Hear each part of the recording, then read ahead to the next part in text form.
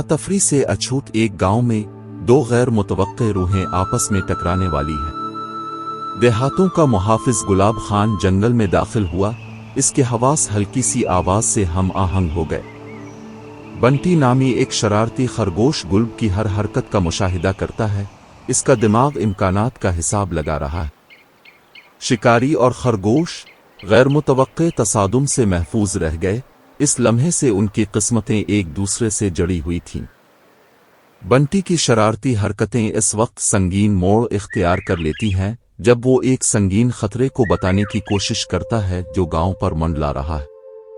गुल्ब को करीब आने वाले खतरे का एहसास है।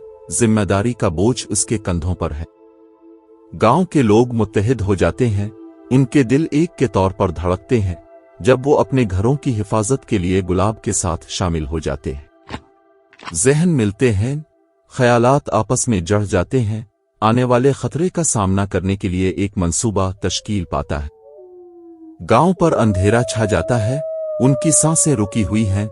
इन भेड़ियों का मुकाबला करने के लिए तैयार हैं जो इतने करीब आते हैं। भेड़िए करीब आते हैं। गुल्ब के ग्रुप से ज्यादा खौफ उनके दिलों में धड़कने वाली हिम्मत के साथ जड़ जाता है। मायूसी के दरमियान उम्मीद की एक किरण उभरती है। एक खरगोश जिसकी अक्ल उसके साइज से बढ़ जाती है। फतह गैर मुतवक्के लेकिन प्यारी। जैसा कि बंटी की होशियारी ने लहरों को मोड़ दिया, भेड़ियों को शिकस्त देकर गांव को बचाया।